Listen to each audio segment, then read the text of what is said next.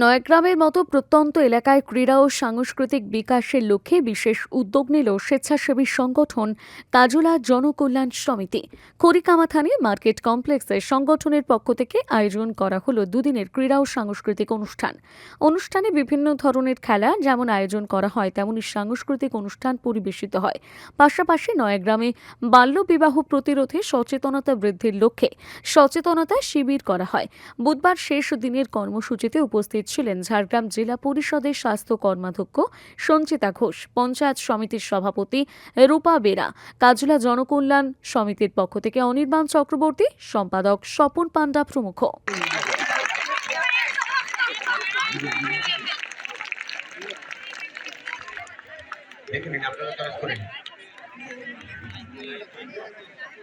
এই অনুষ্ঠানে প্রতিনিয়ত এই অনুষ্ঠানের প্রত্যেকটা প্রতিযোগিতা, প্রত্যেকটা নাচ, প্রত্যেকটা ইভেন্টই আমি বলি যে সমাজকে বার্তা দেয়। ব্রতচারীর মাধ্যমে ভাই যিনি আছেন, যিনি ট্রেনিং করিয়েছেন, অত্যন্ত দক্ষতার সঙ্গে মেয়েদেরকে, এখানকার এলাকারই মেয়েদেরকে স্বাবলম্বী করে আজকে স্টেজে এই এত সুন্দর সহকারে যে নৃত্য পরিবেশন হচ্ছে, এটাও প্রশংসার যোগ্য। এবং প্রশাসনিক লেভেল থেকে আমরা যখন মিটিংয়ে যাই, যেখানেই যাই না কেন, নয়াগ্রামের নামটা উঠে। একটা ভালো কাজ করলে নামটা উঠুক, আমাদের সবার গর্ব হয়। কিন্তু যে কাজটা জন্য নামটা উঠে সে কাজটা আমাদের গর্ব হয় না, আমরা লজ্জা বোধ করি। বাল্যবিবাহ যে আমাদের নয়াগ্রামে, ঝাড়গ্রাম জেলার ভিতরে নয়াগ্রাম কিন্তু বাল্যবিবাহে প্রথম স্থান অধিকার করেছে। এটা খুবই খারাপ জিনিস, সেটা আমাদের অত্যন্ত খারাপ, লজ্জার। তবে কাজলা জনকল্যাণ সমিতি মূল অফিস যেখানে কাঁথি, এই মূল অফিসে সিন্স জন্মলগ্ন থেকে 1945-এ জন্ম হয়েছে, জন্মলগ্ন থেকে এই ধরনের সামাজিক সমারোহের কাজ করে আসছে। তো এখানে নয়াগ্রাম ব্লকে আমরা এই সামাজিক সমারোহ করার উদ্দেশ্যটা প্রধান হচ্ছে যে মানুষের নিজস্ব গুণ আছে, সেই গুণের বিকাশের প্ল্যাটফর্ম দরকার। সেই গুণগুলো অবলুপ্ত হয়ে যাচ্ছে আস্তে আস্তে, সেই জ্ঞানগুলো অবলুপ্ত হয়ে যাচ্ছে, অন্য সংস্কৃতি ঢুকে পড়ছে এসে। আসল যে আমাদের বিষয় বন্ডিং, একসঙ্গে থাকা, একসঙ্গে ভালো কাজ করা, একসঙ্গে সবাইকে নিয়ে চলা, এই ধারণা আস্তে আস্তে সরে যাচ্ছে, সেলফ সেন্ট্রিক হয়ে যাচ্ছে।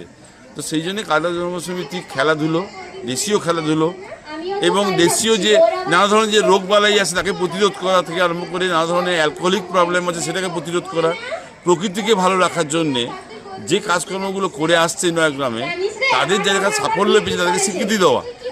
অনেকেই মদ ছেড়ে দিয়েছেন, অনেকেই রোগ ভালো করেছে নিজের উদ্যোগে, আমরা সাহায্য করেছি, এরকম তাদেরকে স্বীকৃতি দেওয়া। অনেকেই ভালো শিখেছেন নাচ গান থেকে আরম্ভ করে, যেটা লোকনৃত্য, যেটা কবাডি খেলা, যেটা ফুটবল খেলা, মেয়েরা ফুটবল করছে, মেয়েরা কবাডি খেলছে, এদেরকে এখানে ডেকে নিয়ে এসে খেলিয়ে স্বীকৃতি দেওয়া, এই কাজটা করেছে। কারণ এরাই আগামী প্রজন্ম আমাদের, এরা যদি ভালো পরিবেশটা পায়, ভালো বুঝতে পারে, তাহলে কিন্তু আগামী দিনটা ভালো হবে।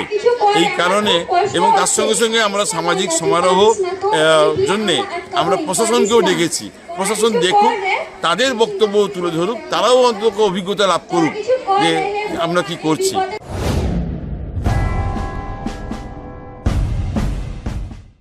প্রতিশ্রুতির বন্যা নয়, সাফল্যের শীর্ষে টিউলিপ কোচিং সেন্টার। এখানে পঞ্চম থেকে দ্বাদশ শ্রেণী পর্যন্ত সমস্ত বিষয়ভিত্তিক শিক্ষক শিক্ষিকার দ্বারা পাঠদান করা হয়। বিগত 13 বছর ধরে আমাদের এই কোচিং সেন্টার সফলতার সমান ধারাবাহিকতা আজও বজায় রেখে এগিয়ে চলেছে। আগামী 2026 শিক্ষাবর্ষে জুনিয়র বিভাগে পঞ্চম থেকে দশম শ্রেণীতে ভর্তির জন্য আগাম যোগাযোগ করুন আমাদের স্ক্রিনে দেওয়া নাম্বারে। উল্লেখ্য, প্রতিটি শ্রেণীতে সর্বাধিক 20 জন ছাত্রছাত্রী ভর্তি নেওয়া হবে। আগে আসার ভিত্তিতে আগে ভর্তি হবে। ডেমো ক্লাস শুরু হচ্ছে আগামী 15 ডিসেম্বর থেকে, প্রকৃত ক্লাস শুরু হচ্ছে 1 জানুয়ারি থেকে।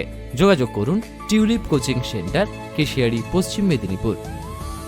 নিজেকে আপডেট রাখতে ফলো করুন সানন্দা নিউজ।